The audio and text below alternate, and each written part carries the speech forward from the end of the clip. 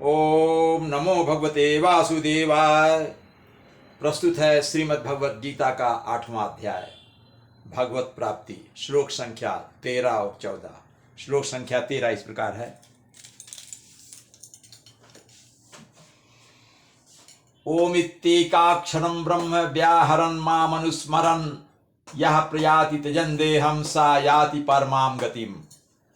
भगवान कह रहे हैं, इस योगाभ्यास में स्थित होकर के जो व्यक्ति योगाभ्यास में स्थित हो और अक्षरों के परम संयोग ओम का उच्चारण, अक्षरों का परम संयोग, इसमें आ उ और माँ का संयोग है। आ मतलब ब्रह्मा से मतलब है, उ से मतलब पालन करता विष्णु भगवान से, माँ से मतलब संहार करता शंकर जी से। ओम का उच्चारण करते हुए यदि कोई भगवान का चिंतन करता है, परमेश्वर का चिंतन करता है, मेरा चिंतन करता है और अपने शरीर का त्याग करता है, तो वह निश्चित रूप से आध्यात्मिक लोक को जाता है, आध्यात्मिक लोक उसको प्राप्त होती है। तो इसका शब्दों का अर्थ देख लेते हैं। ओमित एकाक्षरम में 4 शब्द है। ओम प्लस इति प्लस एक प्लस अक्षरम। ओम ऐसा एक अक्षर वाला ब्रह्म, परम ब्रह्म है। व्याहरण माम अनुस्मरण, व्याहरण अनुस्मरण माम अनुस्मरण, इसमें माम छूट गया है। व्याहरण प्लस माम प्लस अनुस्मरण, माम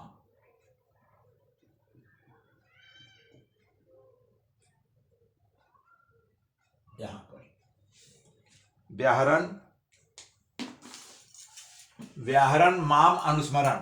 व्याहरण मतलब उच्चारण करते हुए, ओम का उच्चारण करते हुए। माम मतलब मुझको, अनुस्मरण मतलब याद करता है।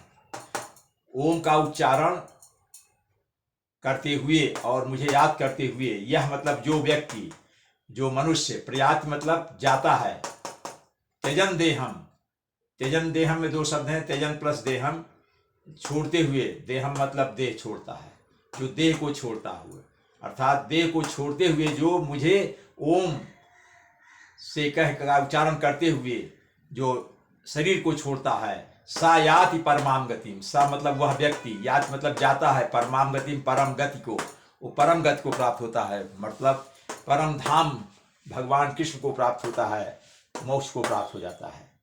अगला श्लोक है, अनन्य चेता सततम यो माम स्मृति नित्यशः तस्याहम सुलभः पार्थ नित्य युक्तस्य योगिनः। इसका अर्थ है, भगवान कह रहे हैं, हे अर्जुन, जो अनन्य भाव से मतलब एक भाव से, जिसका किसी और के प्रति ध्यान ना हो या दूसरे और के प्रति भक्ति ना हो, केवल मुझ में अनन्य भाव से मेरा स्मरण करता है, केवल मुझ में अपनी भक्ति लगाता है, अपना ध्यान लगाता है, मुझे ही केवल स्मरण करता है और मेरे ही प्रति उसकी श्रद्धा है, तो उसके लिए मैं सुलभ हूँ। सुलभ मतलब आसानी से प्राप्त हो जाता हूँ, उसको मैं बहुत ही आसानी से मिल जाता हूँ, उसमें कोई कठिनाई नहीं होती है। बस ये कि केवल मेरी अनन्य भक्ति करे, केवल मेरी भक्ति करे और किसी की नहीं, क्योंकि वह मेरी भक्ति में प्रवृत्त रहता है, इसलिए मैं उसको आसानी से मिल जाता हूँ, अर्थात उसको मैं अपने में समाहित कर लेता हूँ। मैं अपना उसको स्वरूप दे देता हूँ मृत्यु के समय, अगर वो मेरी एक भक्ति में लगा रहता है। ये इसका अर्थ है। शब्दों का अर्थ देख लेते हैं। अनन्य चेता, अनन्य चेता मतलब, अनन्य मतलब दूसरे के लिए, चेता मतलब मन और बुद्धि से दूसरे के प्रति नहीं।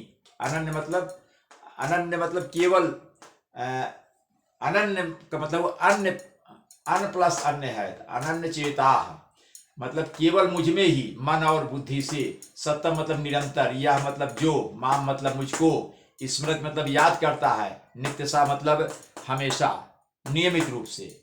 तस्याहम में 2 शब्द है, तस् प्लस अहम, उसके लिए मैं, तस्याहम उसके लिए मैं, सुलभ आसान हूँ, आसानी से मिल जाता हूँ। सु मतलब आसानी से, लभ मतलब मिल जाता हूँ, उससे मैं बहुत ही सरलता से प्राप्त हो जाता हूँ। पार्थ हे अर्जुन, नित्य युक्त, नित्य मतलब, नित्य मतलब नियमित रूप से, युक्त मतलब जो मेरी भक्ति में लगा हुआ है, उस योगी का, उस योगी को, ऐसे योगी को मैं आसानी से मिल जाता हूँ, उस मनुष्य को या योगी को जो मेरी भक्ति में नियमित रूप से लगा हुआ है।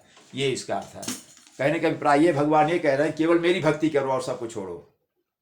पीछे बताया मैंने, आकाशात पत्यम गोयम यथा गच्छति, आकाशात पत्यम तोयम यथा गच्छति सागरम सर्वदेव नमस्कारः केशवम प्रयच्छति।